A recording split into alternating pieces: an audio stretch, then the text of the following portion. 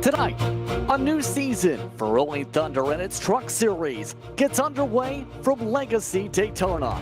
Today, 36 competitors look to see if they can get the 12-week schedule off to a strong start here at the World Center of Racing. Good evening, everyone, and welcome to Podium Esports and its coverage for Rolling Thunder. I'm Justin Prince. Alongside me is Jake Reeves, with Ryan Bauer producing for tonight's coverage here on Podium Esports. There's a lot to cover when it comes to tonight's festivities. 3 classes, 12 trucks apiece in each of those classes. And for a lot of these drivers, getting the championship off to a strong start going to be important, especially at Daytona. Absolutely, Justin, and that's one thing that you actually just mentioned right there, folks. He's not crazy. That's exactly what he said. These trucks is going to be in 3 completely different splits, all of them out here on the track at the same time. Kind of like, I guess you could say, Rolex 24 racing, how they would do it here at Daytona, as if it's going to be on the big track, and it's going to be at 190 miles an hour on a bumpy asphalt surface here at Daytona, Justin. I am psyched up for this series to get started, just as Justin Rideout, the owner, is. We're all excited to get this bad boy going.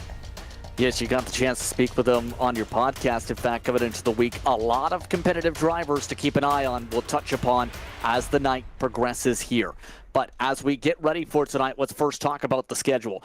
We're at the 2008 version of Daytona here on iRacing. Then it's Las Vegas, Martinsville, Atlanta Legacy, Kansas, Michigan Legacy, Chicagoland, Indy, Bristol, the Legacy, Texas, along with Auto Club Speedway, also known as Legacy, California, before Homestead, Miami Speedway. So a good mixture for the most part, a mile and a half, but also a couple short tracks in there. But the main key is a lot of legacy tracks in the schedule. A good third of them are legacy content. Yeah, I mean, and you look at those tracks right there, Justin. Obviously, you know, Daytona, the legacy one here tonight, the bumpy one. It's not going to be as bad on the tires as, say, some other tracks that you're going to see in there, which is Atlanta Legacy, Texas Legacy, Homestead. It's not even the legacy. It is just the real Homestead. Auto Club is in there, Chicagoland, Michigan. All these tracks, a bunch of them legacy, and some of them that they actually run on today.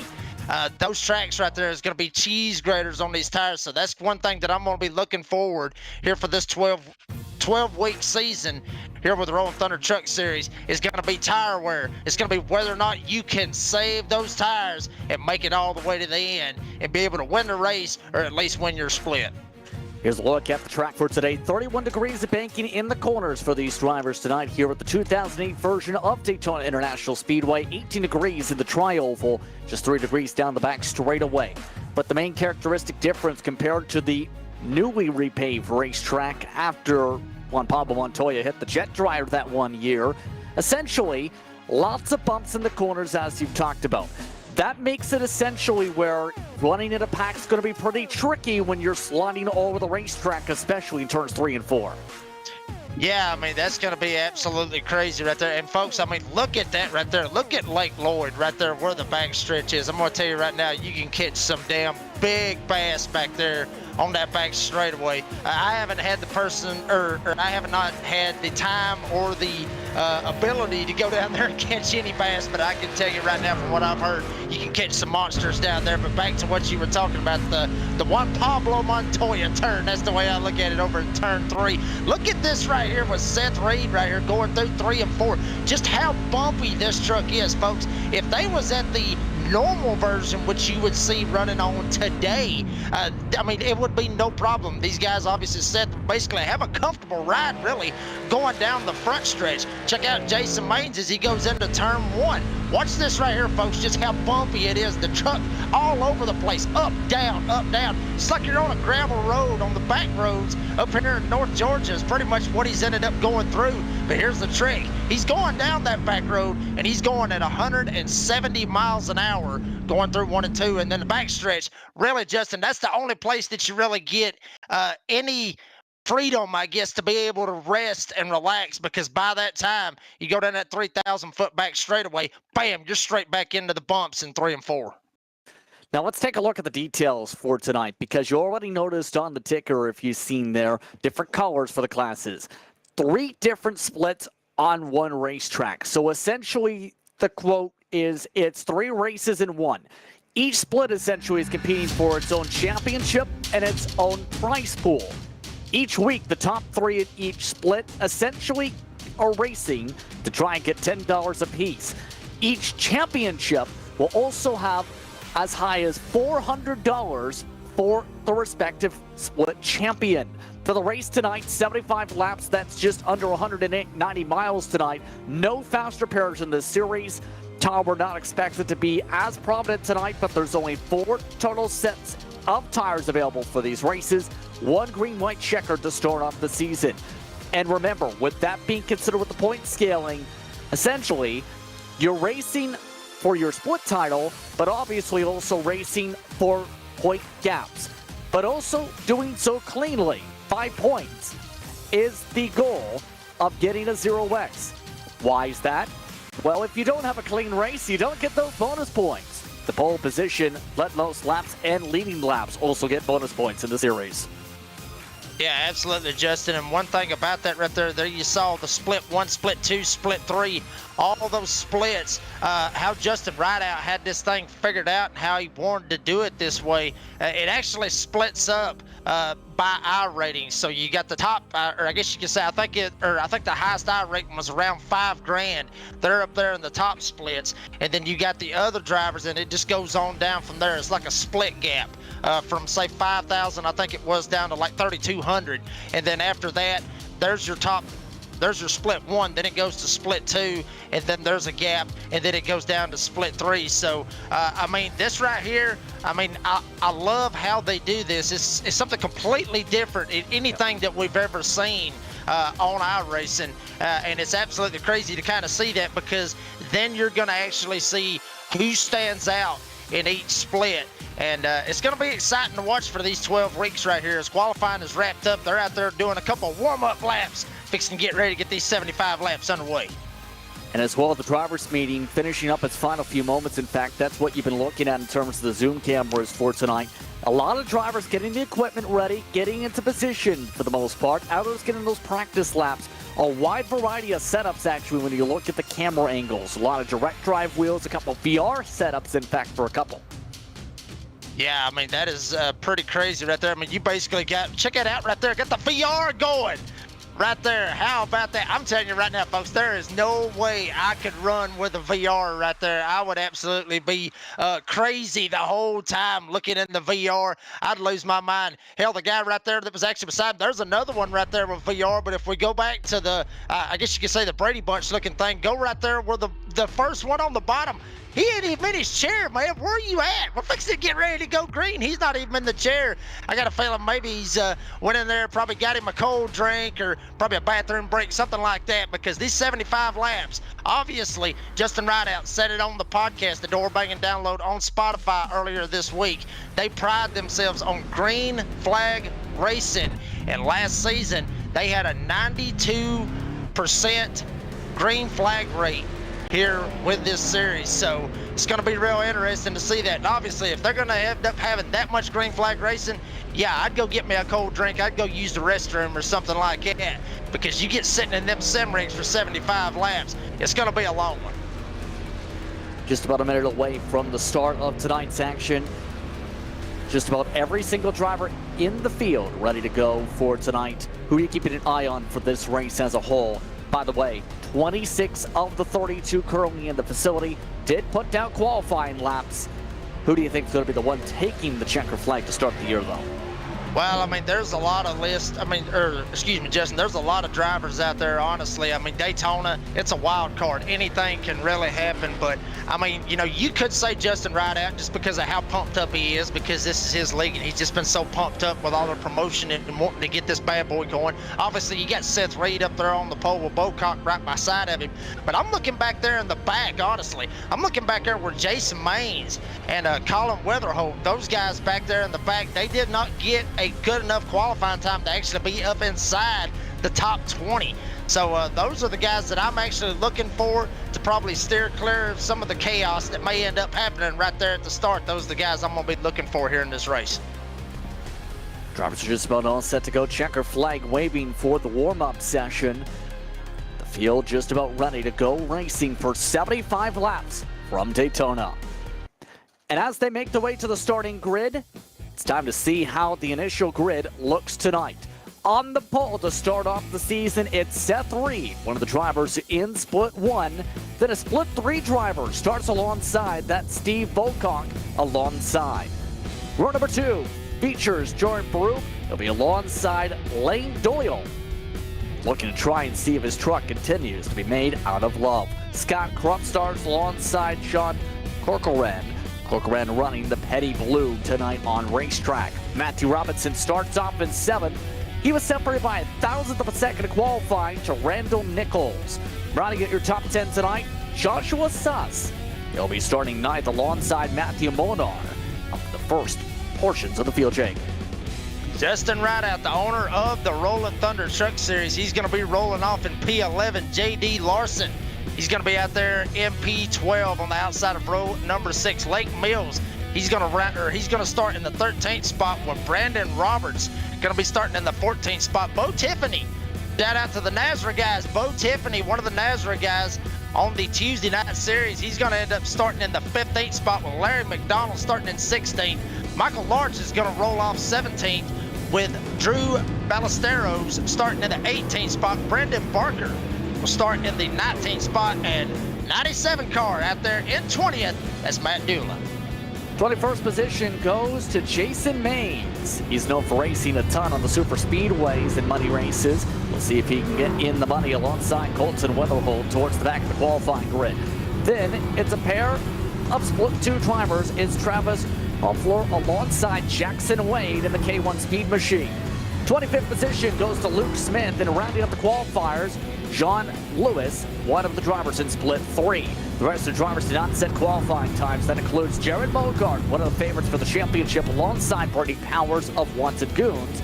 Also, amongst the drivers who came in late in the session, Ryan M. Johnson initially shuffled. That in turn sees Bryce Medleys alongside Cole Larson. The rest of your drivers include Aaron Elte alongside Dean Gagliano. And your last driver on the grid is Ryan M. Johnson of Team Conti. 75 laps almost set to go here. Your keys to win at Daytona. It's going to be about survival. Honestly, Justin, that's what it's going to be about. It always is at these super speedway tracks like Daytona, Talladega, and even the new Atlanta after the repave, after they made it into a super speedway. It's all about survival. It's also about trying to hook up with the best drafting partners that you can find. Try to find those beer buddies out here. Try to make your way to the front. So that's what it is. That's what the 2 keys honestly is. It's staying in the draft and also surviving and trying to miss the big one if it does happen. Just about ready to go to start off the season. We're glad to have you with us. It's the start of the Truck Series campaign for Rolling Thunder here on Podium Esports. Green flag is out. We're underway from the World Center of Racing. Seth Reed, he is down on the bottom. He's going to get a pretty good jump. He's going to have Berube right on his back bumper up top. Bocock sliding back just a little bit. He's going to slide right in to the hands of the number 43 back there. Corcoran right behind him trying to give him the shove, but it's all Seth Reed as they come off of turn 2. He's got Berube right on his back bumper, and now Scott Crump has jumped up here. He's going to jump up to the top side. He thinks different of it. He's going to jump back down to the bottom side right in front of Robinson. No, he is going to take the top side. Scott Crump trying to go to the lead early here at Daytona. Crump working with 300 Motorsports as part of this series. Already looking to try and get the first lap of the season. Seth Reed stays on the inside for Vicious Velocity. Ending the first lap, though, it's Scott Crump who gets the lead lap. And already, we might start to see teamwork come into play. Because for many of these drivers for this series, teams of 3 to 4, the max is 4. That includes the spotter for every single team allowed to be with the drivers here tonight. For the most part, every team except for 3 of the drivers has somebody to work with here on the racetrack. 3 drivers were looking for drivers as recently as 3 minutes after the grid started, Jay. Yeah, that is a crazy thing right there to be able to try to find a team, find some buddies, however you want to look at it. And Scott Crump, at one point going down the back straightaway, Justin, he was trying to pull some Brad Keselowski stuff. He was blocking the bottom, blocking the top, and initially was blocking the bottom, trying to hold both lanes off at one time. He thinks different of it. He's going to jump up in the top side, up here with Steve Bocock, up here on the 24. Now Crump, he's going to ease down to the bottom. Bocock going to try to get a run. He's going to have the 43. Here comes Corcoran. Corcoran going to give him the shove. Now Bocock up to the right rear of Scott Crump. Bocock wants to go to the lead here at Daytona. Still not able to build up the run. It's a pair of split 3 drivers leading the outside. Split 1 competitors to the inside. This is also the interesting dynamic we're talking about. Having the opportunity of different splits to race against each other on the same track.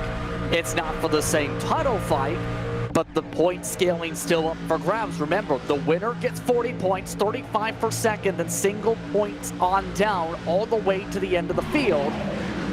In theory, you're still thinking about trying to build up buffers between classmates.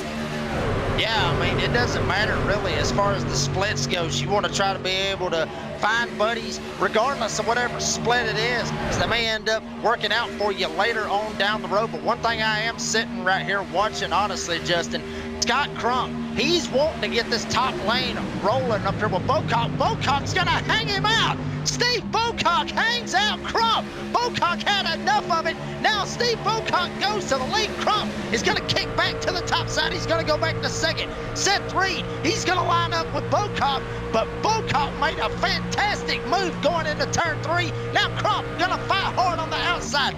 Dead even heat race at the line. Crump got him by 6 1/1000ths of a second, but Bocock not going to give it up. Bocock and Crump at Daytona. You mentioned it already coming into tonight. One of the main staples of Rolling Thunder, having clean races. Some bold moves already, but keep in mind, when talking about that machine at the bottom and Bocock, as he loses the lead back to Crump, he is somebody that's known for running well in trucks, making quality passes in series like Next Car, like the Blazer Sim Racing Truck Series. He has experience with this machine and is known for being able to make clean passes if you look at some of the analytics as the past year. Absolutely, and you're riding on board right there with Colin Weatherholt back there. Just look at him, absolutely focused. Look at this gaggle of trucks up here right in front of him. And obviously Weatherholt did not get the qualifying that he wanted. Colin Weatherholt way back here, literally at the back of the field right now at about 29 last time they went past the line. So Colin may be thinking of that old Dale Jarrett strategy, Justin, just right at the back and go ahead, let them tear their stuff up and then go ahead and be there at the end. Meanwhile, up front, Cochran has got it going, or Corn Cochran, however you want to look at it. We'll get his name right sooner or later, Justin. But that 43 has got it up at the front. He's trying to work on this top side. Crump down on the bottom, Bocock with him. And how about this? The 29 started in the 10th spot. He's on the top side. That's Matt Molnar up on the top side trying to give this 43 a shove, but Crump led that lap as they work into turn 1. Still going back and forth for the lead laps up at the very front of the field, mind you. An interesting thing to consider, actually, Scott Crump is somebody who's worked with teams like Lowline Racing outside the league scene over the years, but as of late has really found his groove. As you follow on board with one of his competitors, Justin Rideout, actually in split 2. When you think about some of these drivers, they've been building up a lot of good repertoire. Justin Rideout, let's talk about, for example, made the podium 500 this year, to his surprise. Yeah, and there's actually a numerous amount of drivers in this field. One of them actually is Cole Larson that's actually in this field as well. Cole, believe it or not, at 15 years old, folks, this kid right here, he is absolutely, I mean, honestly, I wish I had his skill at 15 years old to be able to make the podium 500 and honestly get out here and race with these guys. Matter of fact, J.D. Larson out there, that is his dad. J.D. Larson spotted for him in the podium 500 last month in February. And great to see a father-son duo out here on the racetrack. To be honest with you, Justin, I wouldn't be surprised. JD and Cole, they may end up, obviously both of them's in the same split. They're going to be racing against one another in that split. But I wouldn't doubt it. We actually got a little sliding up here. Bocock down on the bottom. Everybody stacks up. Bocock gets tagged in the back end. But Green on the track so far. Bocock going all the way to the back. No caution, we stay green. Couple truck incident, so the Navy 24 goes around after being all the way on the apron. There's a mindset with all the bumps. Don't push in the corner. Seth Reed pushed in the corner and then some. Yeah, I mean, and at the normal or new Daytona rather, that would work out fine right there, Justin. They would be able to make those bumps, but as bumpy as this place is, you can easily give somebody the wrong bump. I mean, he had him lined up perfect. I mean, it was just a normal trying to bump him just like it would be at the other Daytona. But here, there you see all the trucks bottoming out through this bumpy surface that you see before you going through 3 and 4. That just does not work going into turns. Unfortunately, Bocock got tagged, got spun around, and then just other drivers just kind of piled in. They were on the binders. They were trying not to hit him, but it just happens. That's just kind of the stuff that happens here at Daytona. Taking a look back at Scott Crump, was about to talk about earlier on. He is somebody that's won championships as of late, especially if you follow along with the Elite Racing Series. It's Truck and Xfinity / Grand National Champion in the past few months. He's also someone that's won a championship of the trucks in NASRA, picked up an ARCA Series champion in Elite as well. He's really built up that strong skill set we were talking about. And he might be one of your favorites for the championship. He is really solid as a whole when you look back at his career, about 5-6 years now, on the mile and a half as well for this championship. Yeah, I mean, just any way that you look at it, there is favorites all the way through this field, Justin, just all the way through it. You can basically just pick any one of them, and then they would end up being a favorite in their respective splits. But here at Daytona, you can literally pick any of the 33 drivers out there, and you will have a shot to win, because that is the awesome thing about super speedway racing. It's just everything is so unpredictable every time we go super speedway racing. And now, you see it up front. Crump up on the top side, he's trying to get rolling. Seth Reed, who was on the bottom side, he's jumped up to the top. Crump thought about trying to jump up and block Reed. Now Reed, he's going to get the shove. Corcoran right behind him in the 43. Now Seth Reed's going to go to the front, but he's not clear as of yet. Crump still down there. Now Reed's going to get clear. Will he jump down in front of Crump? No, he's going to stay up. Yes, he is going to jump down. Seth Reed, your new leader here at Daytona. Falling on board, you see there with Lake Mills. Meanwhile, he's right now muscles on the top line of the yellow 93. Right now, these drivers are starting to have a bit of slick times up there. You've seen that bobble out of turn 2. With the lap traffic ahead, this could be treacherous. The reason this could be very treacherous here, 3 wide here at bumpy Daytona is nay impossible because of the sliding you're seeing out of these corners. The Gen 4 cars, for example, we've seen with many of these drivers over the years, that's usually been the big one. For one of the drivers that is about to get lapped, time to get the bubble wrap out for Lane Doyle.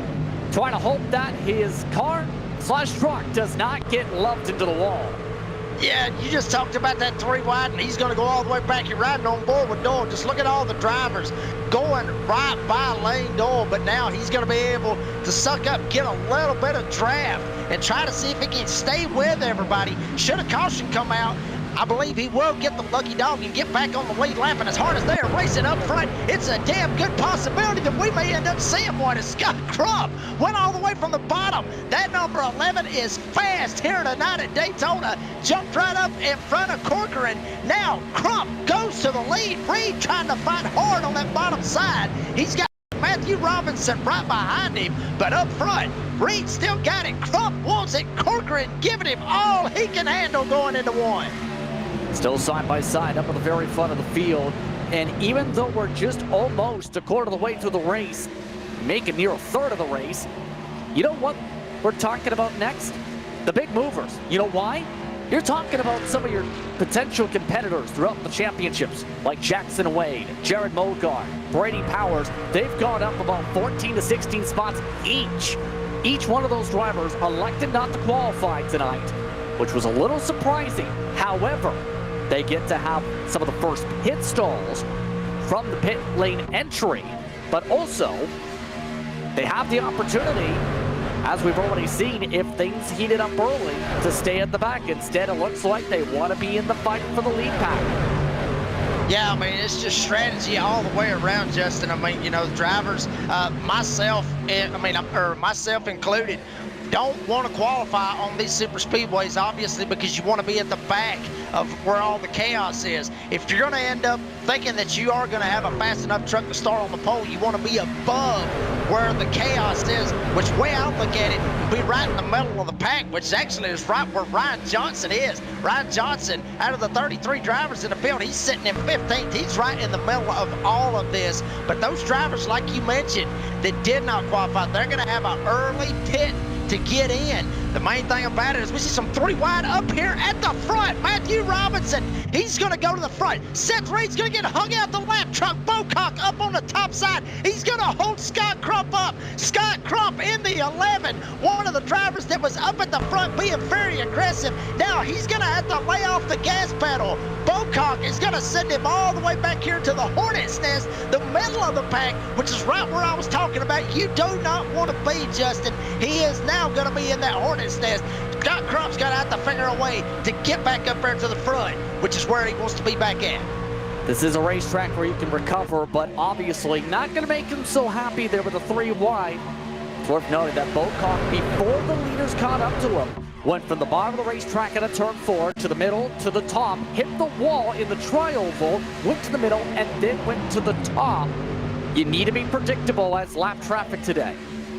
Yeah, I mean, and that's one thing really that honestly, Justin, it ticks a lot of drivers off, especially if you're going to, I mean, like you said, you want to be predictable. If you're going to be on the bottom, be on the bottom. Don't be on the top. If you're going to be on the bottom and they're looking 3, maybe even 4 wide, get on the apron, get below the yellow line, which is another thing that we didn't talk about, Justin, that yellow line. These guys cannot go below that yellow line to improve their position. They will end up getting a black flag if they do that. So you can go below that yellow line and you can drop back. That's no problem. But if you go below that yellow line to improve your position, you will be black flagged. As up here, we got a little 3 wide action. We got some spinning back in the back. We got a wreck. No caution yet. J.D. Larson and many more stacking up.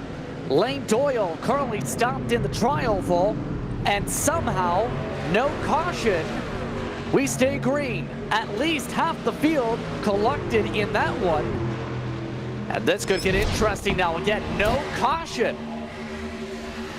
I'm speechless on that one right there, Justin. I was actually expecting there be a caution right there with how much was stacking up there. There you see the rest of the field go by. Just a lot of guys. Actually, one of them going through the grass. A couple of them elected to take the exit of pit road to try to miss some of the accident. There you see it was just a stack up on the top. And then, wow, I believe it was the 32.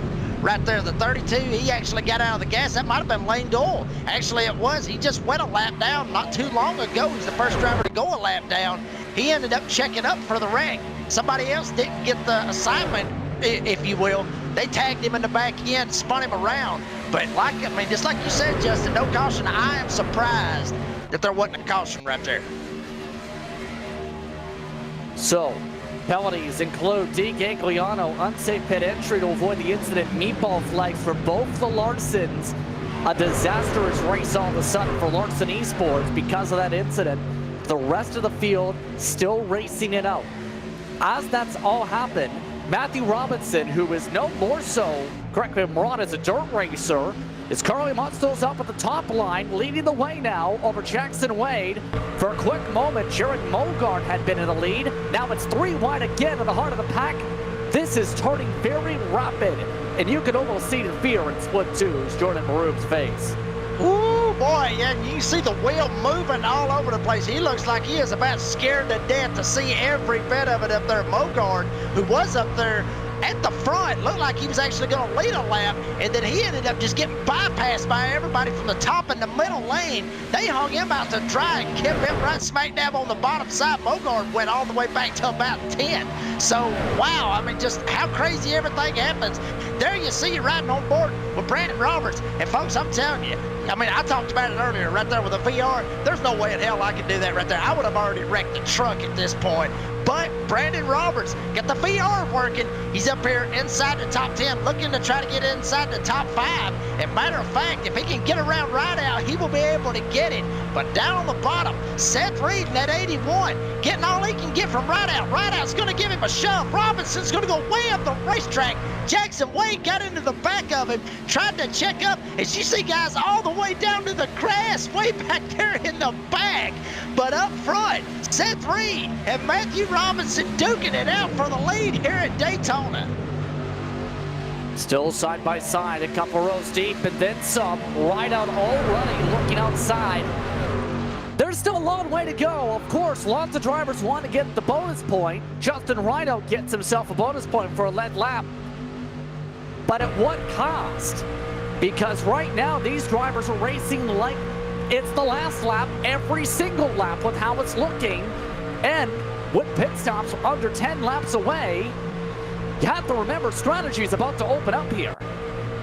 Yeah, I mean, and you were talking about it right there, Justin, with everybody driving like it is the last lap. I mean, obviously, you know, the intensity, it will get more electric, you know, as I would say, at the later portions of the race. That's usually about the last 10 laps, not right here on lap 22 of 75. I mean, it's like you said, they're all racing for the damn win right here, and we still got over 50 laps to go in this race, but Justin Rideout got that bonus point. Now he's going to end up leading another lap, so take Justin Rideout, keep him up at the front. Matthew Robinson still giving a shove. He's got help from Jackson Wade right behind him.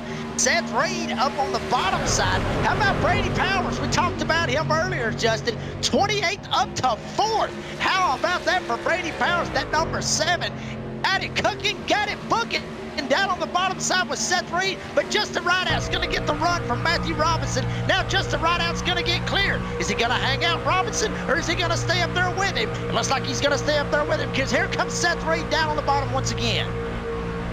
Still going back and forth, still coming up to a third of the way through in the next couple laps here. But talking about some of these drivers as they move through the pack in terms of how they shuffle them out here, how do you try and plot that right now, knowing you have the pit stops ready to go? We've seen the 3 wide, we've seen the 2 wide. Now you have groupings of trucks at least 9-10 seconds back here because of the incident earlier on. But outside of that grouping, how do you plot this? We know the part of that plan for the back is heck. For the front of the field, it seems to be, well, inconclusive because they keep wanting to go 3 wide, but also not 3 wide. Oh, man, I'm telling you, I mean, I pretty much just threw strategy out the window. I mean, you mentioned it a while ago. They're around 10 laps before they've got to end up making a pit stop. But the main thing that you want to be, honestly, Justin, you don't want to be up on the top side knowing that you're going to have to pit, say, next lap. Let's just say they was going to pit this next lap right here, 25 coming to 26. Say they wanted to pit right here at this point, as you actually got J.D. Larson down here on the bottom side. They're going to bypass him. That is how you do it right there. J.D. Larson down on the bottom, giving everybody all the track up at the top side. That right there is how you do it. That right there is how you let everybody go, not all the way up against the wall. But that's just my opinion. Back to what I was saying, Justin. I mean, if you're going to pit, if you're already up on the top side, like say Seth Reed and all of them's going to pit this time, they already need to be down on the bottom. So that's when it's going to get crazy, is when drivers start to pit and they're up on the top side. Are they going to be aggressive and try to come down and start dooring people to try to make sure that they make it into the pits that lap?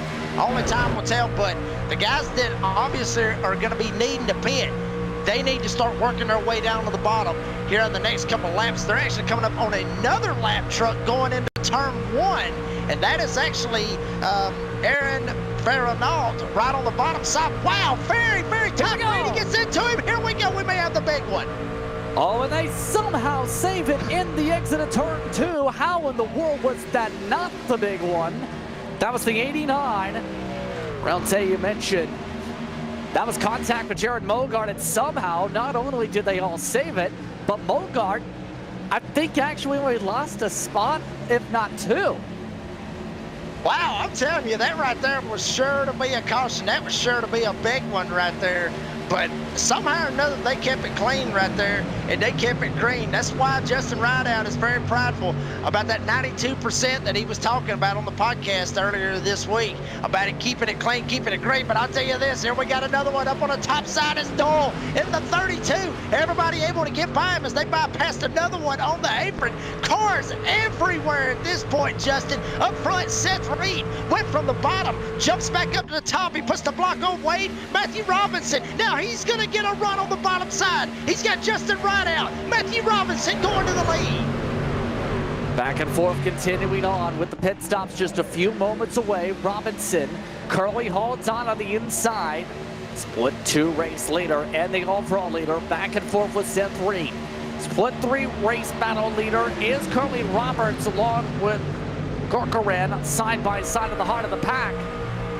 Lots of those drivers, it seems, more so it seems, split 2 want to be at the very, very front of the pack. A lot of the split 1 drivers are hanging out of the back or have lost the draft because of the incident. In fact, 4 of the 12 split 1 drivers are 12, 13 seconds back. Yeah, and that is one thing, honestly, that, I was talking about earlier, Justin, to ride at the back and try to miss some of the chaos that could happen.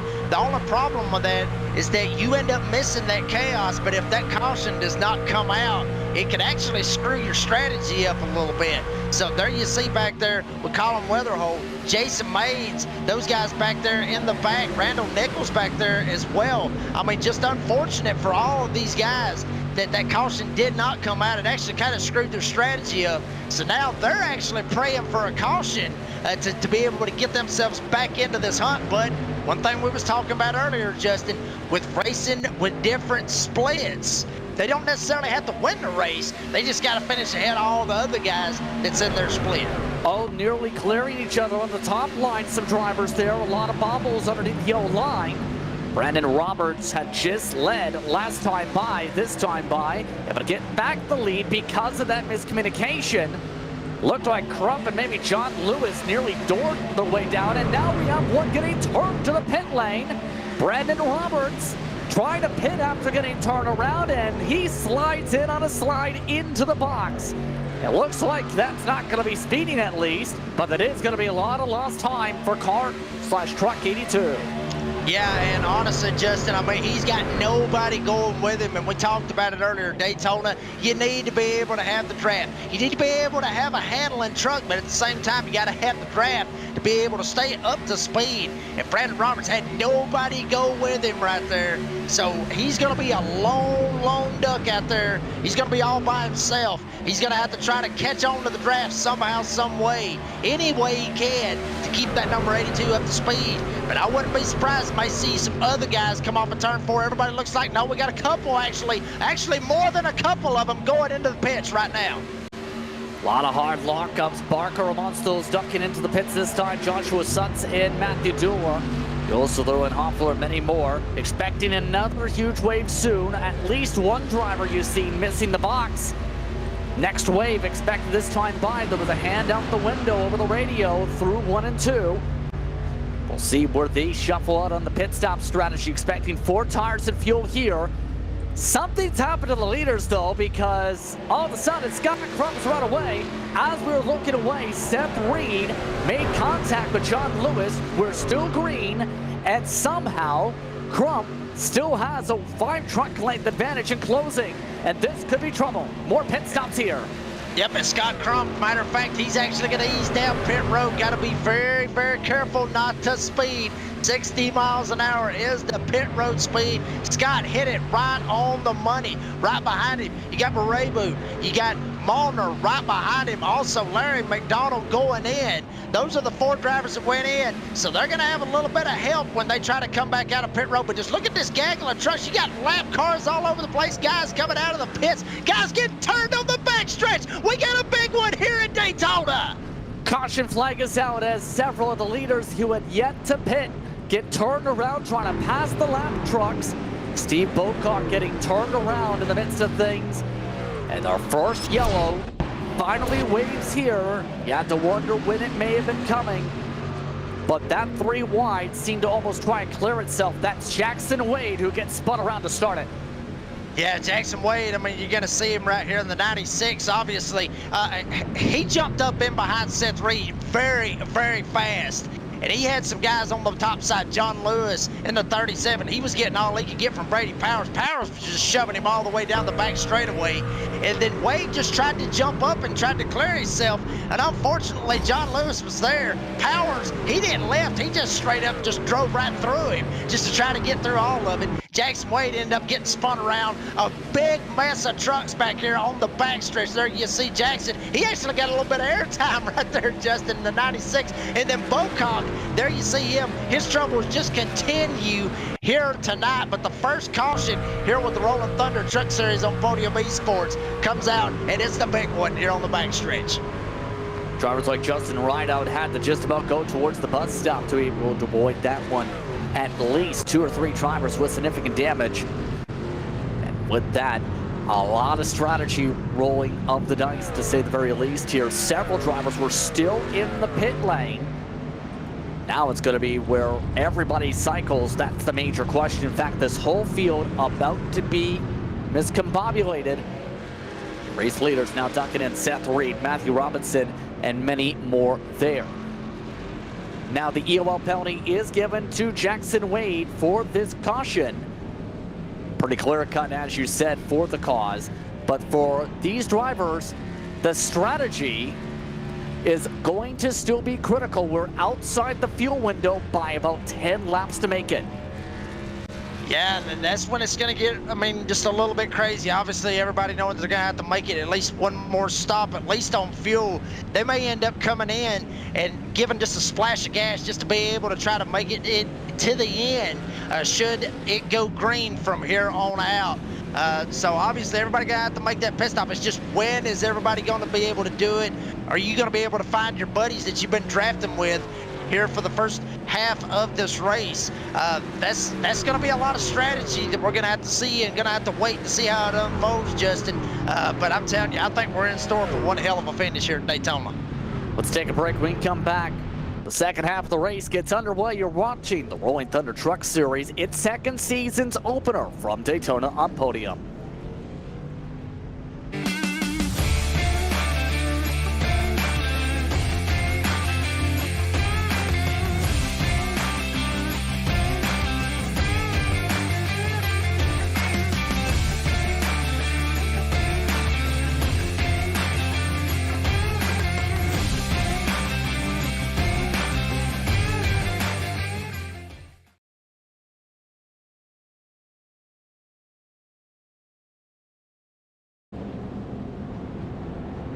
Welcome back to tonight's coverage of Rolling Thunder. Justin Prince, Jake Reeves alongside. Ryan Bauer producing for tonight's coverage. Interesting strategy starting to break out with the timing of the caution flag and with the fuel numbers ever so close to be able to try and make it the distance. Most of the field, even those who had already pit, elected to come in a second time here. So join us from the broadcast booth here. You have only 4 or 5 drivers that elected to stay out despite just pitting. And so far, it's been an exciting one. So far, all 3 splits have had at least 1 or 2 different leaders. Yeah, I mean, and I'm actually kind of surprised at the top 5 that actually decided to stay out right there. I mean, you know, we talked about it before the break. Obviously, everybody's 10 laps short regardless of when you pitted. So I'm kind of curious as to why they decided to stay out. Maybe they wanted to stay out and try to stay away from the middle of the pack, which is where the chaos ends up happening. But Justin, we just saw it. The chaos happened right at the damn front. So, I mean, I'm kind of curious as to why they decided to stay out here. I mean, obviously, yeah, they did make that pit stop. Obviously, they're going to have enough fuel, at least to make it to a certain point, but I'm just kind of curious why they did that. But, I mean, hey, they're the drivers. We're the broadcasters. They, obviously, I mean, you know it. Hell, they think they're smarter than us sometimes. So, we'll see how it plays out. With them coming up to 40 laps to go. Possible fuel mileage on the mind of many. If it comes down to fuel mileage, expect potential top offs with under 10 laps to go. Many drivers, as you see them rushing out of the pit lane, elected to top off yet again on gas, including Jared Mogarden and Bo Tiffany. So now the discussion has to be on for a lot of these teams. You have Matthew Dulla, you have Joshua Suss at the front of the field, Ryan Johnson, Scott Crump amongst those who elected to stay out in this sequence. Now, of note, 2 of those drivers are from 300 Motorsports. The other 2 drivers are from Vicious Velocity. In terms of some of your team work, in terms of your discussions to keep an eye on amongst the chatter, these team radios going to be extremely busy for the restart. Correct myself, After Dark Racing also now with 2 up front.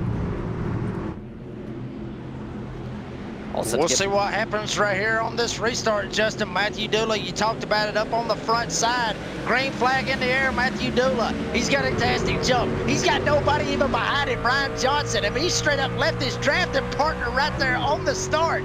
But now Dulla gonna slide back just a little bit. He's gonna get Johnson right on his back bumper. Joshua Suss on that top side. He's got Scott Crump. We talked about Scott Crump a while ago. He got held up by a lap car, went all the way back to the middle of the pack. Now Crump has found his way back up here at the front. Dulla, Suss battling it out down the backstretch at Daytona. Remember, Crump had to initially go to the pit lane because it was either that or get ran over by the pack after second on back nearly crashed in 1 and 2 before his pit stop. Now, he's in this strategy box with the rest of his teammates here. Remember, the first of those who pit, Seth Reed, Brady Powers, Justin Rideout, as they try and shuffle things around. They can go an extra couple laps on the gas if this run goes the distance. I think the main focus maybe, though, you'd have to think here, just keep it clean before that set pit stop. You don't want to end up being in the doghouse, as some would say.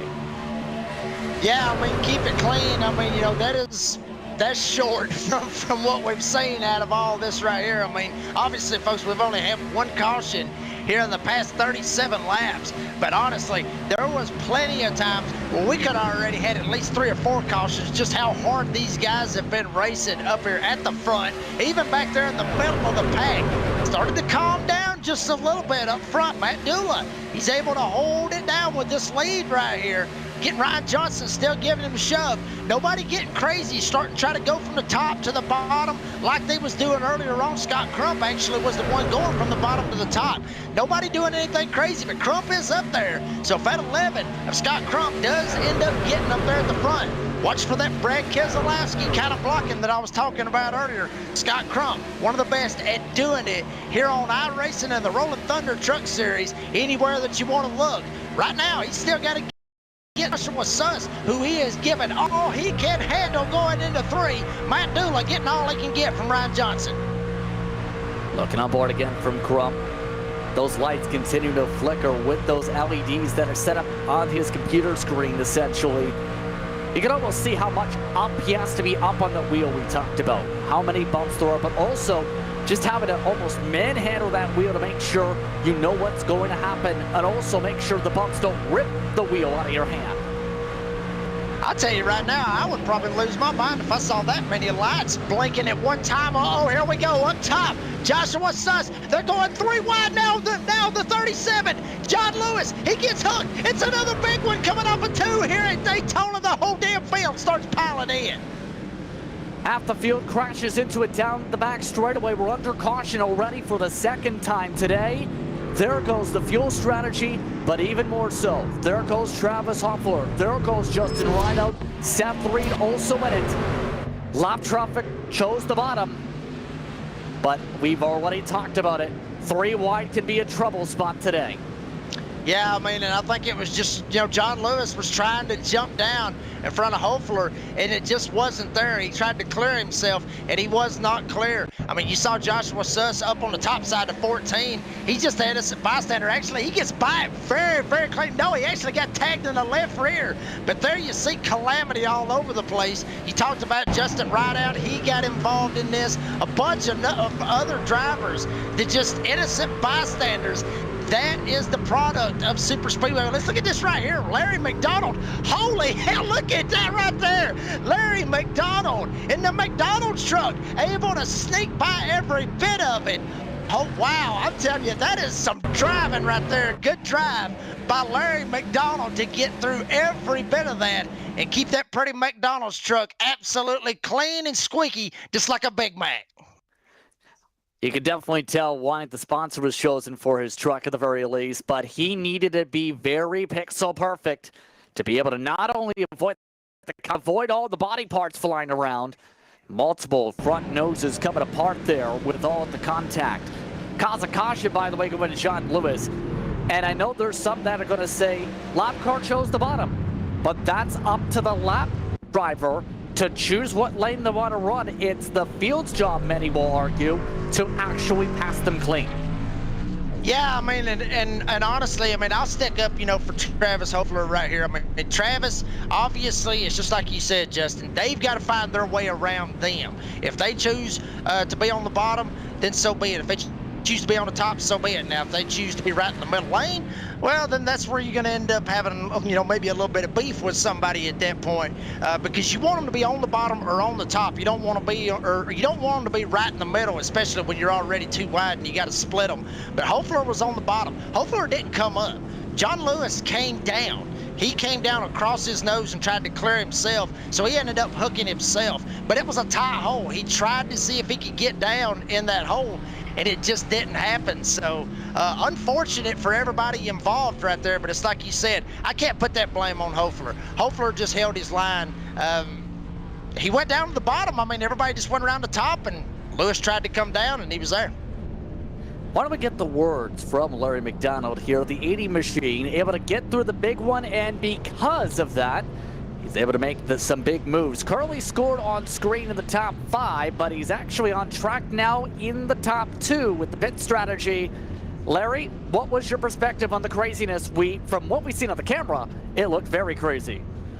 Yeah, it was really crazy. I originally checked up some, and then I realized I was probably going to get rear-ended, and I seen a hole, and I just went for it. I felt like I could get through it safely without hitting other drivers, and so it worked out good this time for me.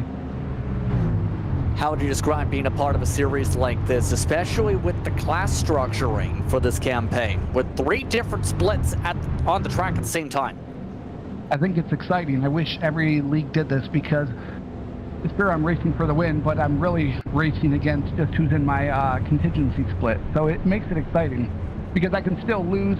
Say I take 6th place, but really I'm first in my contingency, and that's where the points count. So you're getting ready to start in 2nd for the restart amongst those who stayed out here because of the time of the caution flag. What's your strategy to try and get the job done? We're going to just pit one more time, and, you know, we're going to give her all we got. Me and Matt are working together along with Jordan, so we're all up here together. Once you get back to the strategizing here, good luck. Sounds good, thank you. Larry McDonald looking to see what happens from the outside of the front row. Matthew Modar in first. You also have Bryce Medlings out there in 3rd, who stayed out along with Jordan Baru. The interesting part of the decision, Jake, is with the timing of this caution and the timing of the top-offs, technically we are still short for the entire field. The keyword technically, do we start seeing drivers go half throttle here to try and save and slow the pack's momentum down? I mean, they do it in real life. I mean, yeah, obviously we saw the NASCAR Cup Series do it earlier on this year at the Daytona 500 to be able to save fuel. So I wouldn't put it past them to be able to try to do that. The only guys that's really going to be at a disadvantage, even though if they are going half throttle, is going to be Moner and Larry McDonald. They're actually going to be leading right here on the front row coming to this restart.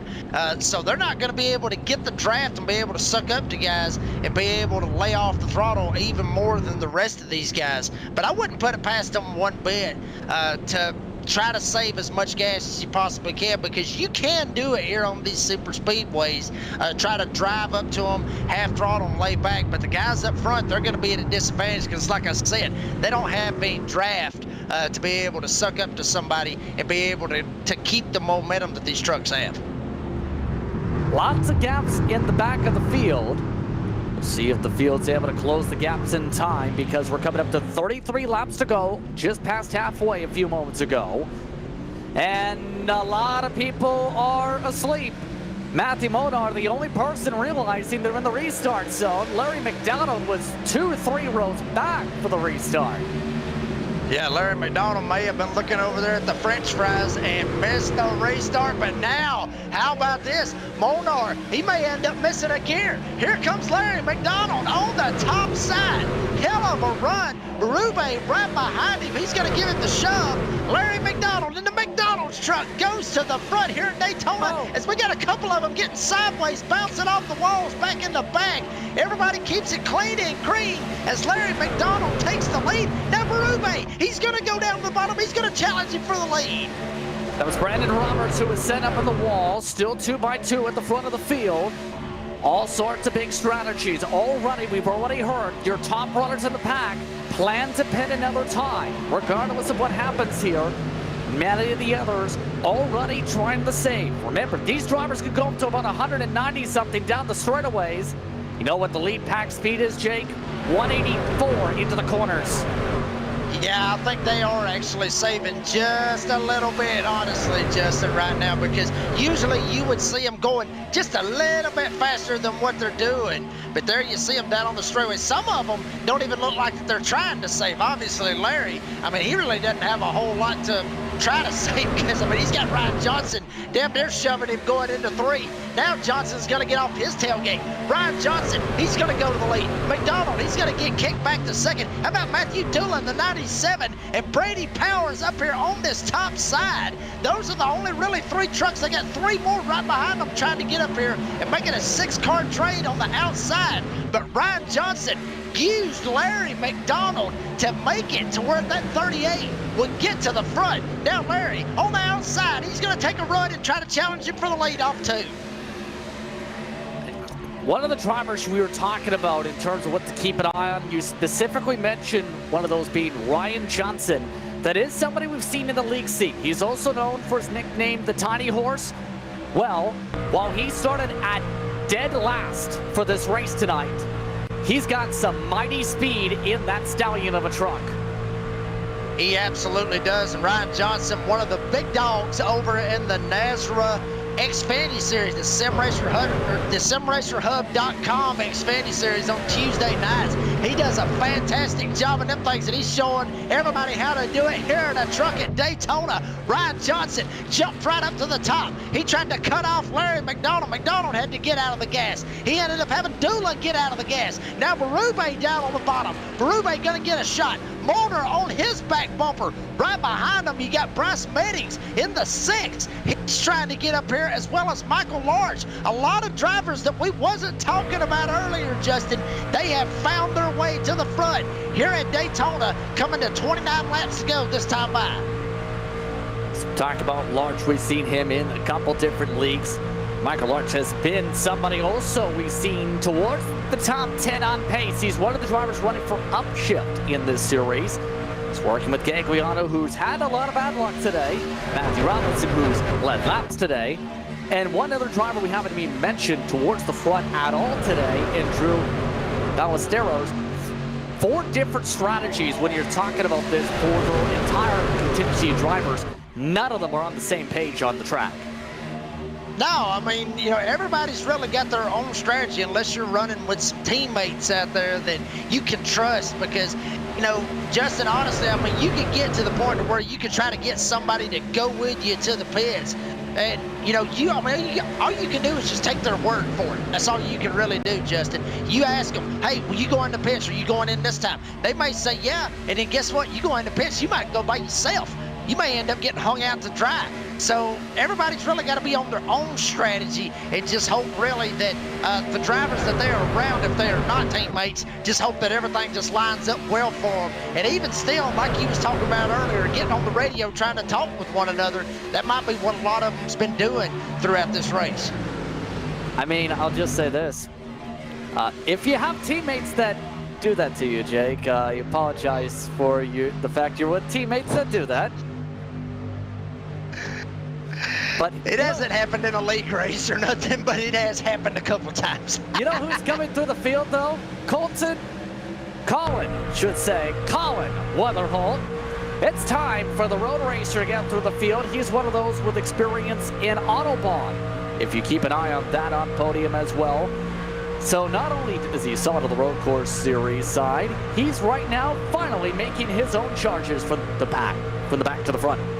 Yeah, Weatherholt doing a fantastic job. He's up here with Brady Powers. Powers going to take a shot to the outside. Matt Dula down on the bottom. He's got Ryan Johnson right behind him. And how about him? Right behind him, the 43. We'll get his name right. Corcoran. We'll get it right sooner or later. I tried that time, Justin, but the 43 right behind Weatherholt. And Weatherholt, now he's going to lead the top side. Brady just absolutely hung him out to dry. Now Powers down to the bottom. Here comes the man you was just talking about. 22nd starting spot, folks. Weatherholt, Colin Weatherholt, all the way to the front here at Daytona. He gets himself a bonus point here. Only about a third, if not near half the field has led at least one time here today. And even though you think, oh, it's super speedway, just have a conveyor belt for led laps. Not so easy today. For example, Matthew Dolan, who's currently second on the racetrack, he's led several times. You have drivers like Brady Powers, I should rather say, up there. He's yet to lead in the 7 truck, and he's trying to push towards the race lead. That's how many drivers are having a hard time just getting led laps here. Yeah, I mean, that's how tight this field is, honestly, Justin. I mean, we talked about it with the splits and how everything is, but just with Daytona, just in general, I mean, the draft is the great equalizer. It can really help out drivers that may not have that high of a rating or may not be in that high of a split. It can just come out of absolutely nowhere and be able to help other drivers out as much as they can. There you see Weatherholt. He's got Powers all over his back bumper. Another driver who's riding on board with him just a minute ago, Brent Barker. He has jumped up here. We haven't talked about him all race long now with 25 laps to go. Brent Barker has started to jump up here, started to creep up here, started 19th. He's all the way up to 3rd, second truck on the outside. But check it out, Brady Powers, that is how you do some bump drafting here at Daytona on the bumpy surface.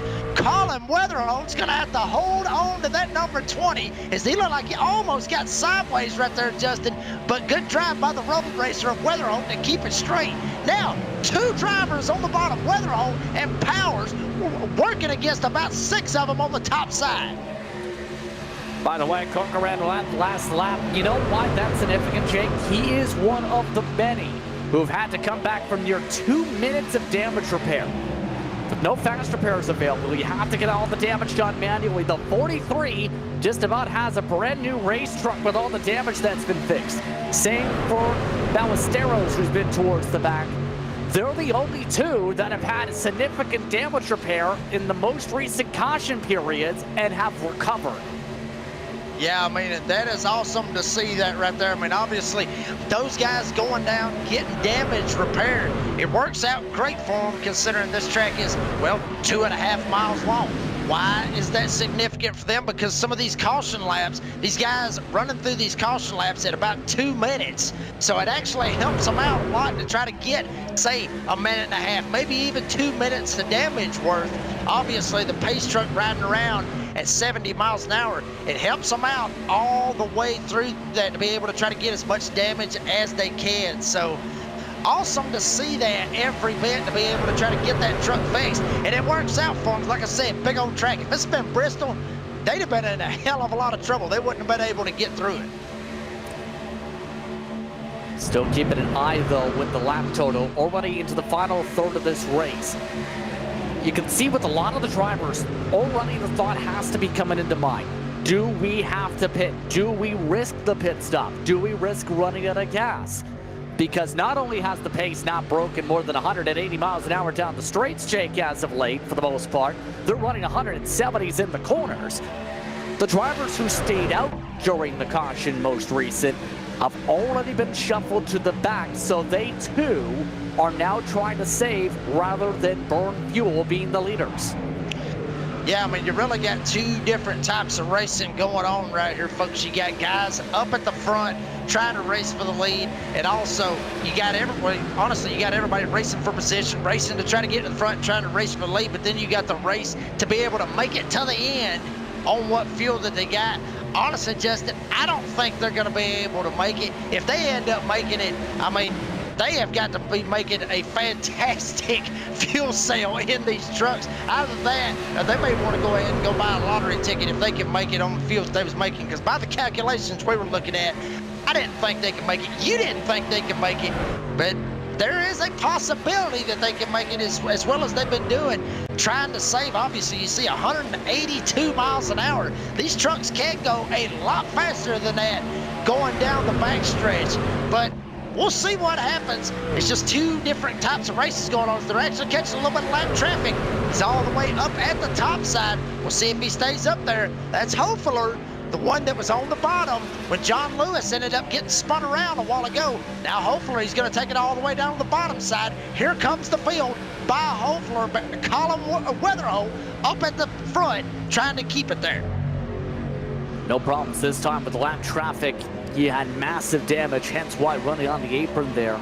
But with 20 laps to go, some of the givers and some of the takers when it comes to some of the space about to really reduce in size. If anything, just about everybody's about in your take mode.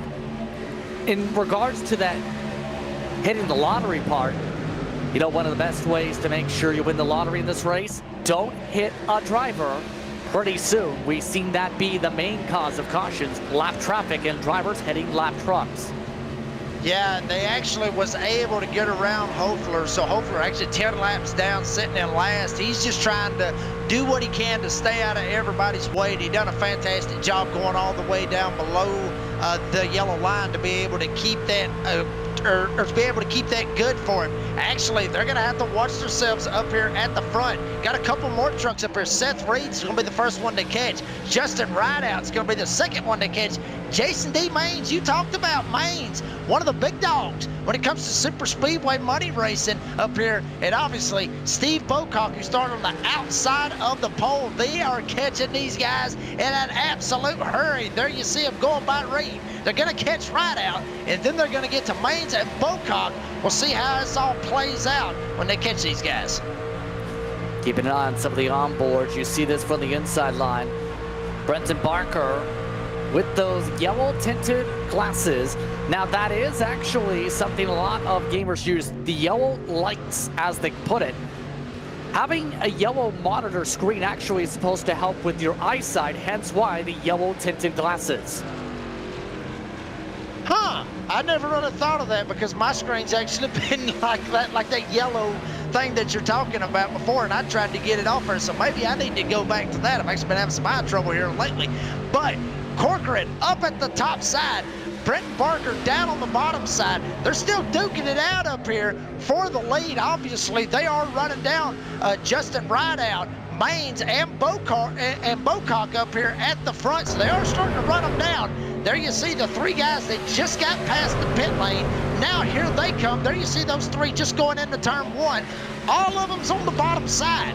They're not going to go down to the apron. They want to try to stay as much in draft as they possibly can. So it's like you said earlier, Justin, these guys has got to be able to get around them any way that they can. Obviously, they'll keep the bottom. These three, I wouldn't think they would try to jump in the middle and try to do anything crazy. But I'll tell you one guy, he's starting to make some moves. He's starting to get a little crazy. That number 11, Scott Crump, he jumps down to the bottom, jumps right down in front of the 17.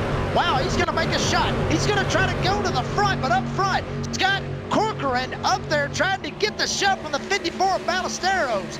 Wow, I mean, just racing all over the place, and we're right here at 16 laps to go. We still got a long way to go, Justin. A lot of these drivers try to make friends where they're at the most part right now.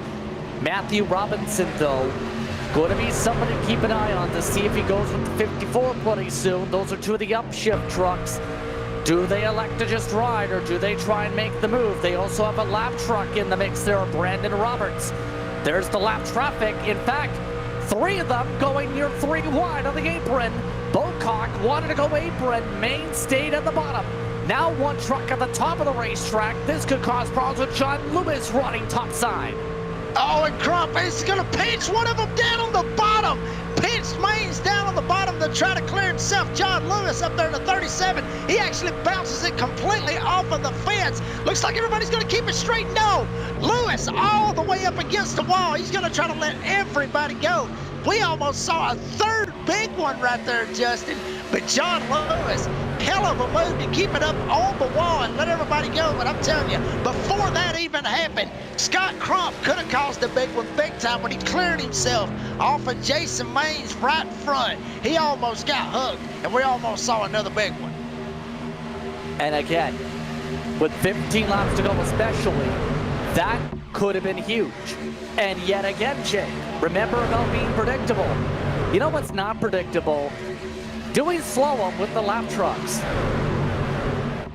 Yeah, I mean, that's the one thing, you know, that you were talking about right there. I mean, there's got to be some predictability in all of it, Justin. That's the whole thing about all of it. You just got to be, there's got to be some predictability. Like I talked about earlier, you don't want to go from the bottom to the top. We actually talked about it. One driver actually did that earlier. Went from the bottom, went to the top, and then went back down to the bottom, went all over the place. They're actually catching another lap truck. We'll see how this ends up playing out for them. They're actually catching Hofler again. Now you're actually seeing some guys actually go down below that yellow line. I talked about it earlier.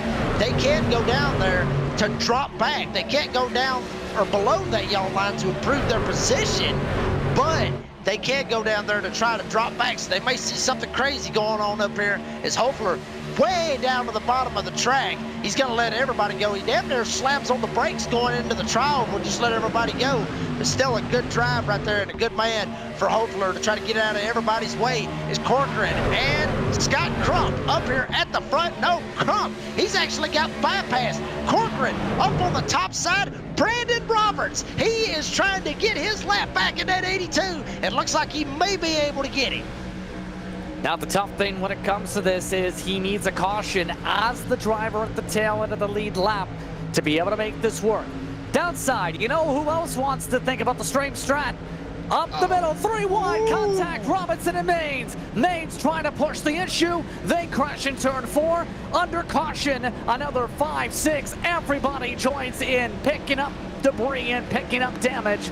And with under 15 laps to go, another big one. That was bound to happen right there, honestly, Justin. I mean, the aggression was going to set up. Guys was trying to get up here. Maines was trying to get up here and get around Roberts. There you see Maines in the middle. The 82 is Roberts. And then Maines, he just gets up here, gets into Robinson, and then it's just he basically just starts going right off his door. Robinson gets into him. He's going to end up sending him up the track.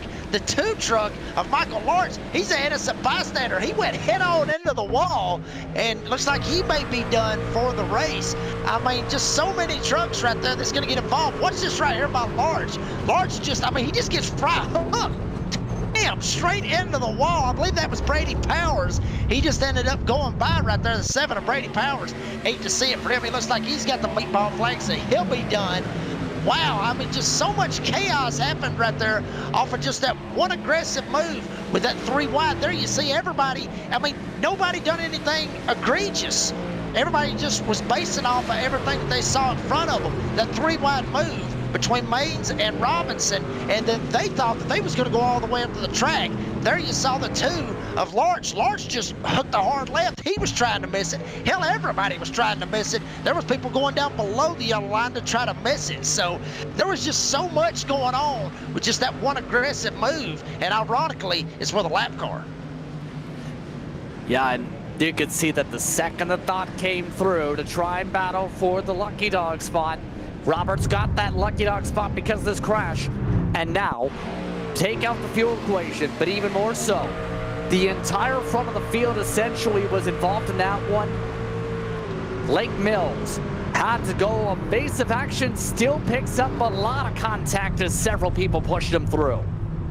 Yeah, but I mean, I know that you don't want to, or honestly, Justin, I know you want to have a 0X, but at this point, take the 0X out of the equation. I mean, hell, at least you ended up missing a wreck. I mean, as big as that wreck was, it took out a lot of great drivers and possibly took out drivers that was in his split. So even though you do get that bonus for having a 0X, I still think he's going to be able to help himself big time to be able to try to finish ahead of those guys. granted, it's like I said, you know, it's good to have those bonus points, but if you end up losing it just because of that, I'd take that all day long, because you're still going to get a better finish than probably most of, if not all of the guys that you're racing against that got caught up in that wreck. Half the field is in pit lane getting repairs. Keep in mind, amongst those losing laps here, Larch with the fast repair around the meatball flag, Brady Powers with the meatball flag, Jason Maines has been a lap down but is given cause of caution. There are a lot of fast trucks and a lot of the front contenders here significantly wounded. Bryce Meddings, I think, just got about all the damage fixed at least. But with coming to 10 to go, an interesting call here. Scott Crump on the radio, despite his damage, not only staying out, one of the few to stay out for this restart. He wants to stay up top for the restart, the first time we've seen lane choice of the season. Yeah, that's going to be interesting, because obviously not a lot, well, obviously a lot of people actually went down. Some of them probably just went down to go ahead, like you were talking about at that 10 to go mark, go ahead and make sure that they have fuel to make it to the end. Some of these other drivers up here, they may have thought, hey, you know what, screw it, we saved enough. Let's see what happens. Scott Crump being one of those. You talking about Colin Weatherholt, we talked about him earlier. I mean, 22nd up to second. Good drive by him. A couple of other drivers up there. Matthew Robinson, we talked about him. Brent Barker, we talked a little bit about him. But how about Jackson Wade? Jackson Wade got spun around on the backstretch. He was the first caution. He actually got the EOL and got sent to the back. So Jackson Wade has found himself up here in the top 5. And then the other driver with the 83 of Aaron Van Ralt, he's up here in 6th. He started 31st. Matt Dula, he's up here in 7th. Then you got Corcoran, he's up here as well. Just so many stories going on throughout this race, with just so many crazy things that could happen. And especially with some of these guys thinking that they're going to have enough fuel to make it to the end. I mean, Justin, I think this is going to be one of the craziest 9-lap restarts I think me and you and possibly Ryan Bowers ever seen right here. 9 laps to decide it. Lots of money on the line. Keep in mind, each week, $90 in winnings for your top 3 combined. $30 going to the top 3 per each split in these races. $10 just to get the podium. So there's going to be a lot of hungry drivers looking to try and at least get themselves on the board for the winnings this year. Yeah, I mean, hey, it's like I said, Justin, I mean, money is what makes the world go round. And, I mean, they're going to try to do that, obviously. I mean, they're racing for the money, but obviously they want to be the best in their respective splits. So they want to be the best that Rolling Thunder has to offer. And I mean, just a lot up for grabs right here. I mean, you know, man, I do some crazy things to try to be successful, and obviously for money. We'll see how this plays out for them as they go for this restart. Green flag is out, 9 laps to go from Daytona. Scott Crump looking to test how the truck's gonna run. Does have significant right front damage. Also significant damage for Matthew Robinson. Quarter panel damage for the 77, and the answer is not good for Crump. Weatherholt zips on by like he's standing still, so Arrow Push Racing's Colin Weatherholt takes the lead. Weatherholt all by himself up here at the front. He's going to have Matthew Robinson right behind him. Now Scott Crump, he's going to start to get a little bit of help. He's got Barker right behind him. Barker giving him all he can handle going into turn 3, and right behind him, the 83, he's back there. Just so much movement going on all over the place, but Weatherholt's still got the lead. He's going to keep it down on the bottom side. Robinson all over his back bumper. Robinson takes a shot, looks up top, thinks better of it. He'll stay right in behind Weatherholt. Coming this time by. 8 laps to go, Justin. They are going for it at this point. They are on the damn loud pedal trying to get the win here at Daytona. Seen some puffs of smoke in the backdrop. Randall Nichols and a couple others scraped the wall. Now they're trying to peel each other off the bottom. Here comes Jackson Wade. Wade amongst those who had to get significant repairs a few cautions ago. Was able to survive the most recent incident. Weatherholt trying to hold firm at the bottom of the racetrack though. He's got the cleanest truck with track position outside of Wade. Anybody else who hit the previous yellow is currently 7th on back in the heart of the hornet's nest.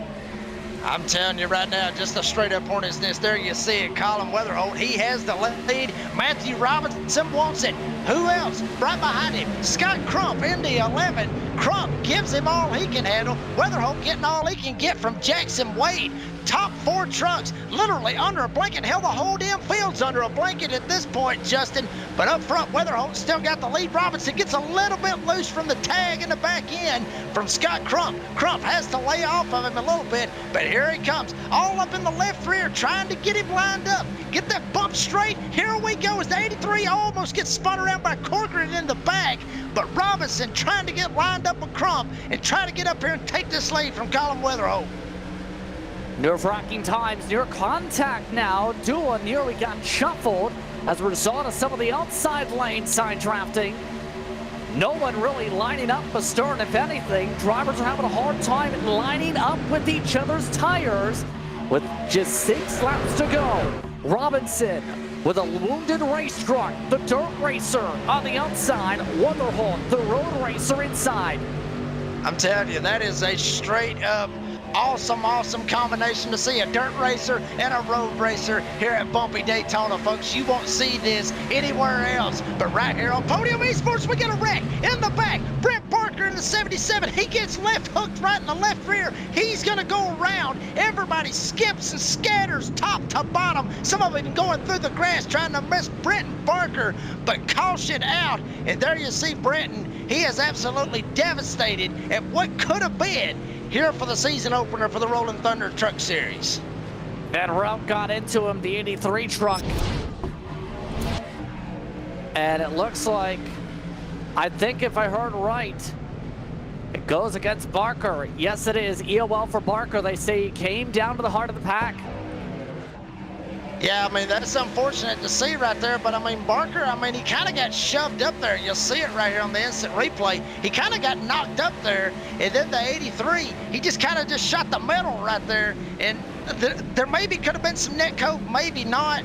I mean, it was too real. I mean, it was close, honestly, Justin. It was straight up close on whether or not it was net code. But race control, they don't care about net code. They care about who initiated it. We'll see it right here. Barker looks like, obviously, you're going to see the 83. He's going to come up and tag him. Barker's all up in the back bumper. Crump, he has to get out of the gas. 83 tags him. Corcoran tags him. It's just a straight up domino effect. Everybody jams it up. They knock Barker out. Then, yeah, Barker maybe tried to jump back in line, and the hole was already filled. It ends up sending him around. Thankfully that nobody actually got up in the air. They almost did right there when they hit the grass.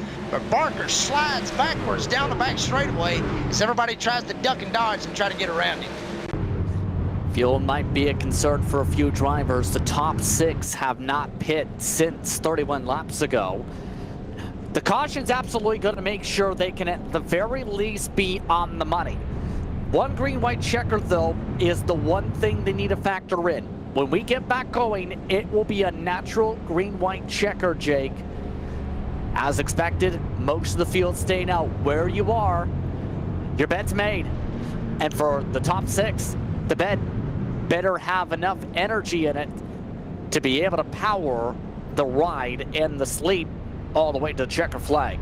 Well, I'll tell you this, Justin. I mean, if those guys are going to be able to make it to the end of the green white checkered, I think they may be in a little bit of trouble, because I think we're going to probably end up going to another, or I think we're actually going to go to the real green white checkered. This is the original one, but I got a feeling we're going to end up going to the real one at this point.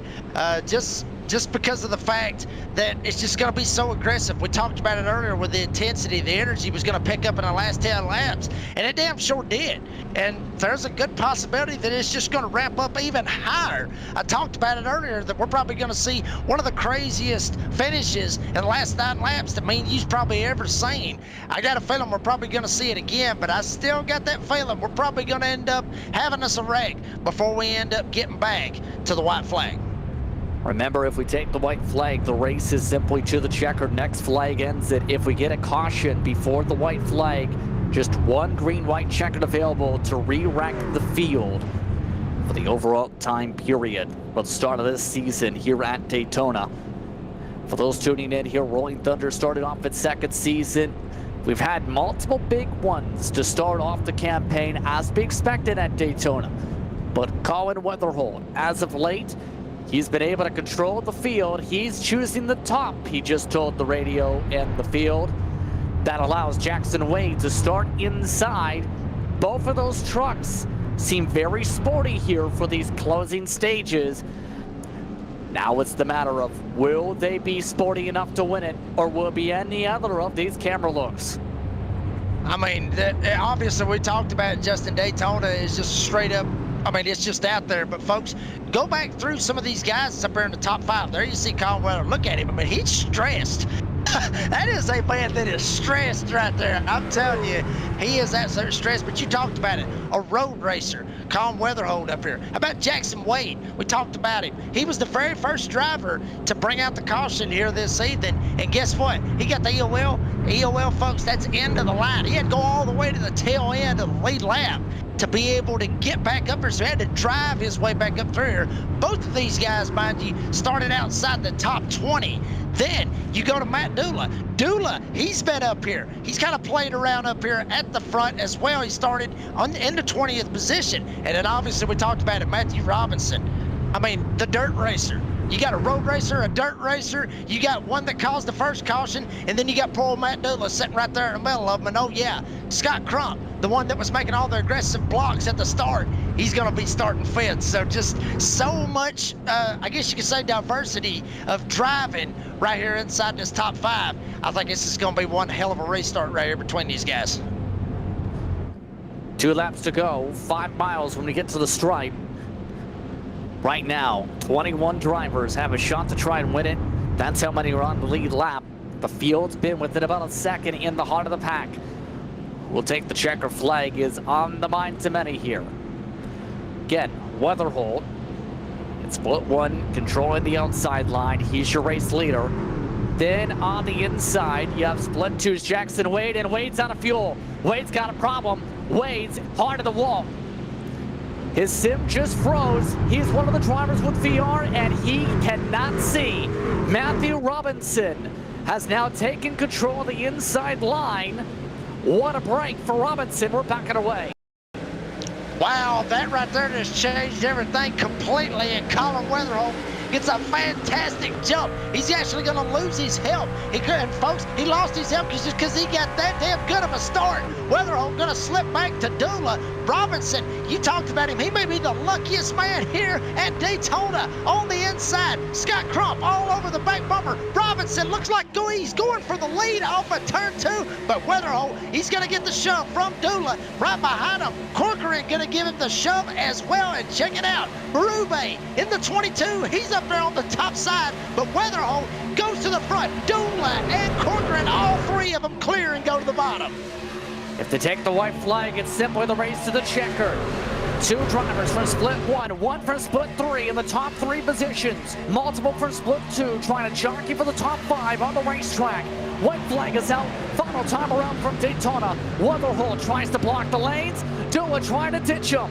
No place to go as here comes Robinson, and near contact in a 1. Oh boy, they are going to stack up just a little bit. The 83, he's going to go around. No, he's not. Now the whole field's going to pile in behind him. All kinds of chaos. Head on into the wall goes the 93. Up and over, flipping on his roof. But up front, Corcoran, he's going to go to the top. Scott Crump right behind him. Weatherholt and Corcoran for the win at Daytona. 2 by 2, the battle is on. Third split on the outside, split 1 on the inside. Weatherholt working with Dula. Can Dula push him ahead, find a way to pocket his way forward? Here comes the run on the outside. Corcoran gets a huge boost. Checker flag waves. It's Sean Corcoran who wins it from split 3. Scott Crump second. Weatherholt the top 3 on track. What a finish and what a run. Corcoran gets the overall win. Telling you right now, absolute beautiful truck right there. Shades of Richard Petty in the Petty Blue number 43. Sean Corcoran ends up getting the win. Crump, Weatherholt, you talked about him, but what a move by Corcoran. When all hell ended up breaking loose behind him, Corcoran was looking at them and saying, everybody look at that. Watch me. I'm going to slide under the radar. The 43 gets the win at Daytona. That's fitting, honestly, Justin. The 43 wins here at Daytona in the season opener for the Rolling Thunder Truck Series. And under that puts out a bit of a statement. That's just about max points going to a Split 3 driver to start off the season. How about that? Your top driver for Split 2 at the stripe, 4th place, Jordan Berube. And Berube very much building a cushion over Robinson and company. Burnout time for Sean Corcoran, though. What a race and what a finish. Rolling Thunder closes out from Daytona in throwing fashion, 16 on the lead lap. With that being said, we'll take a quick step aside. Post-race coverage coming up. You're watching Podium.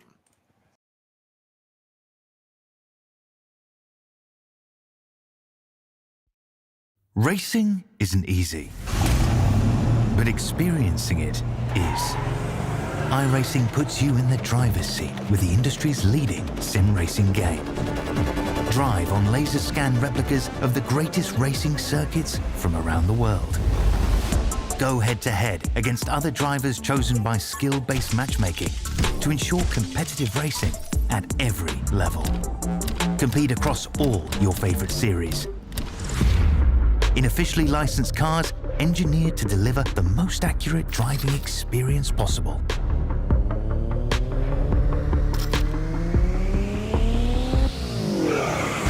Join a race or host your own with players from across the globe. Race against the computer or in a league with friends. Feel the thrill behind the wheel. Visit iRacing.com.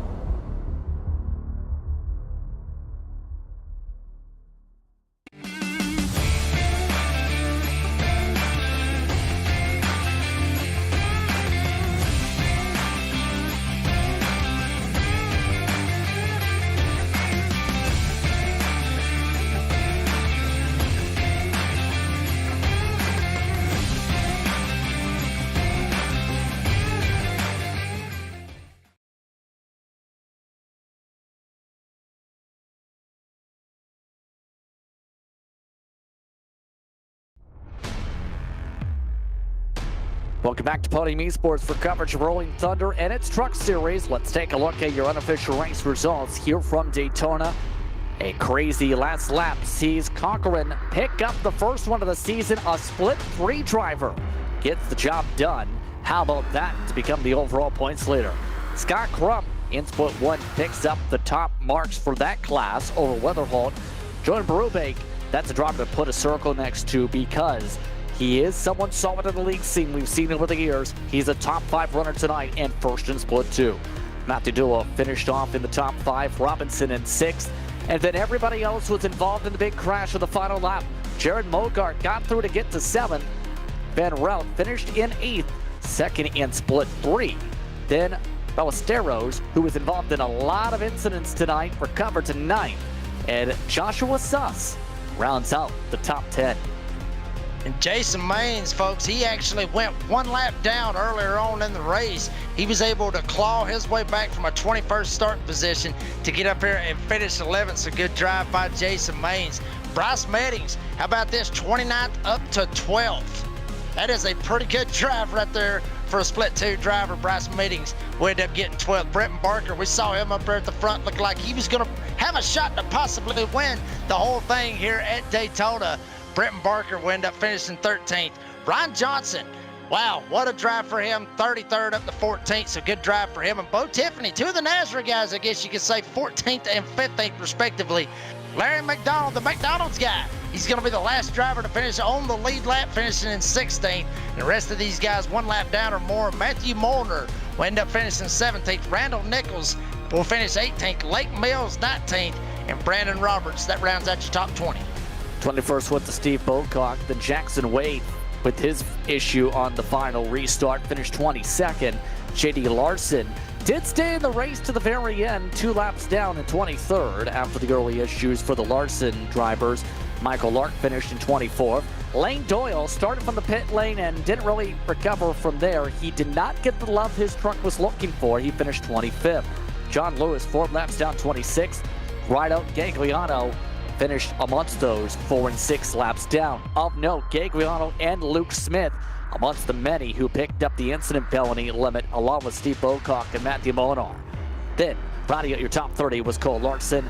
Seth Reed finished 9 laps down. No DNFs outside of Brady Powers, interesting enough. Travis Hoffer stayed on track until the checkered 12 laps down. Your overall winner and split 3 winner, how about that to start off the season? It's Sean Conkerman who gets the job done with the push of Scott Crump. Sean, how about that? You enter tonight, split 3, you exit the night, the overall points leader. Yeah, it's always nice. Daytona is always a fun one, but anything can happen.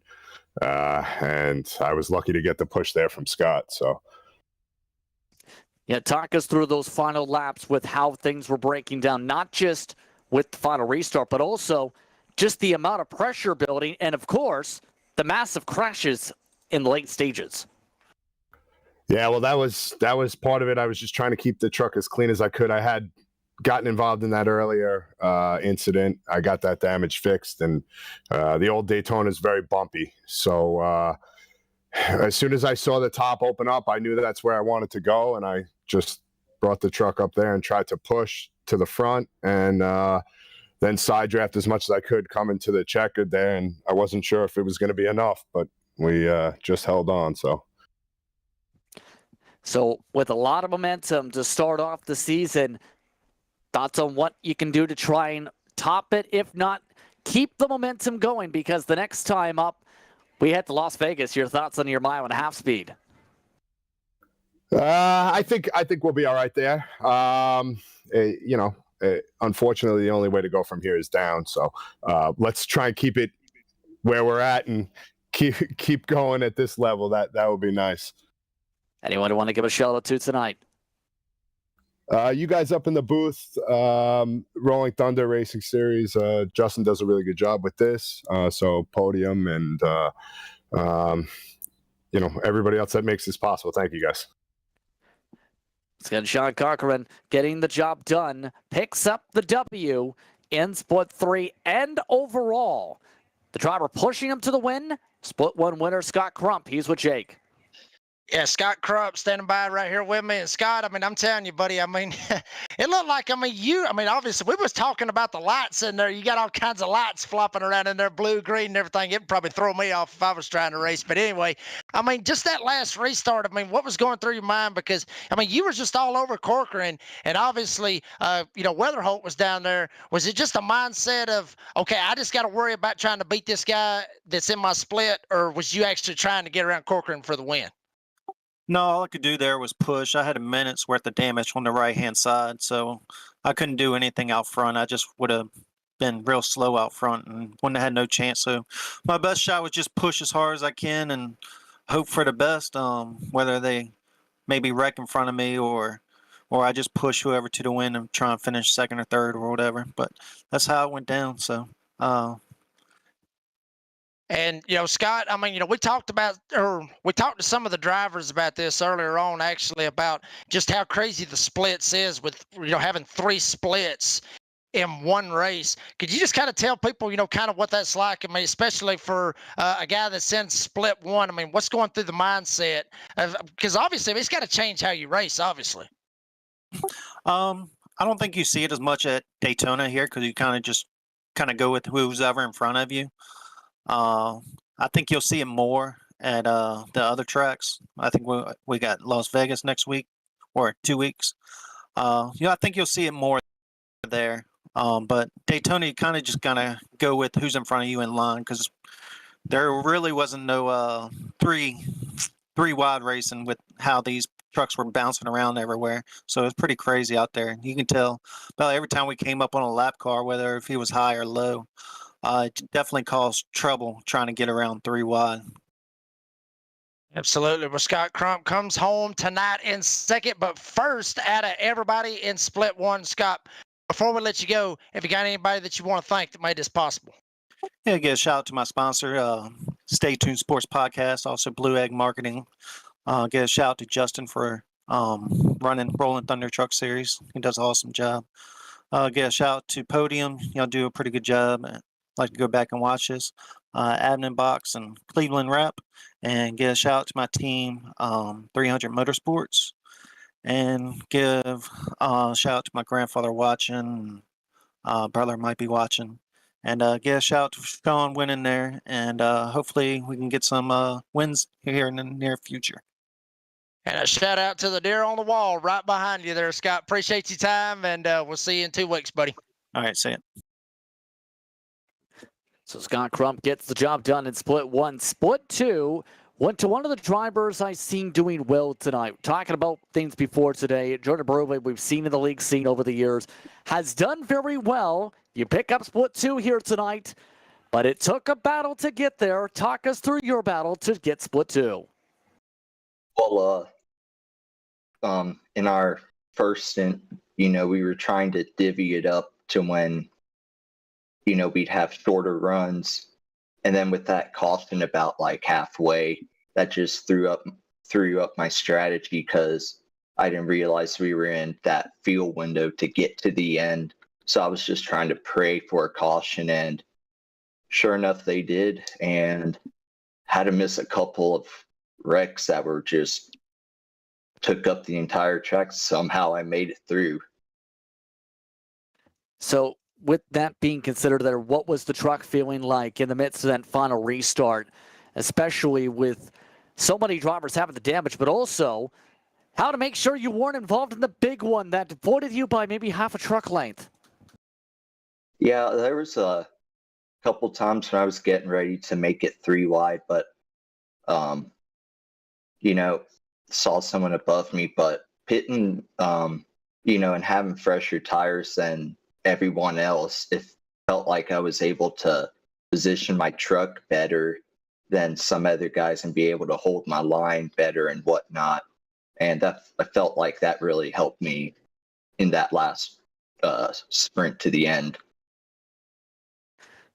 So now you put yourself in solid position. You and Matthew Robinson in great position. In fact, in split 2, your thoughts for Vegas coming up? Oh, I'm ready for Vegas. I love that track in the trucks, and just it really fits my style with how you have to, be fine with your inputs and whatnot, and taking care of the tires. It's a fun track. Well, on that note, anyone we want to give a shout out to here tonight? I got to give shout out first off to Web Detail, Admin Box, Podium. Thank y'all for putting on these broadcasts, and everyone else that puts the league together, Justin right out. And shout out to all my friends and family that are watching. Well, congratulations once again on the split 2 victory here tonight. Thank you. Appreciate it. John Berube coming away with the victory in split 2. I'd like to thank all your split winners for taking the time to speak with us. Next race, we'll be speaking from the virtual Las Vegas Motor Speedway. Draft going to be big there on April the 7th as well, Jake. Your thoughts on that coming up after a wild one here tonight? Well, mentioned it right there. The draft, obviously, that track, really a momentum getter, so to speak, for Las Vegas. I always got to try to stay in the draft. And most of the time, honestly, about the first 20 laps of that run that these guys is going to be in, they're going to be foot to the floor. It's just going to be just like it was here at Daytona here tonight. But eventually, tire wear will start coming into play later on. So it's going to be a fun one. It's going to be an absolute blast. I love Vegas. I love the track. I love watching the races. But usually, if I end up racing in them, I end up getting dumped. So, but hopefully, these guys will not have the luck that I have in Lady Luck Town in Vegas. Yeah, and already a lot of drivers setting the table early in terms of momentum. Already a lot of film going on in the various team rooms kept an eye on. What popped up to you the most tonight when it came to when you're thinking about the film itself? Who stood out the most and why? Well, honestly, there was plenty of drivers really that stood out. One of the drivers that we was talking about, Scott Crump, we talked to him a while ago. He stood out because, just the aggressiveness, especially right there at the start that Scott was trying to do, left to right, trying to do Brad Keselowski stuff. Then you saw Sean Cochran. up there as well, and even Colin Weatherholt up there as well. Weatherholt, he was at the back.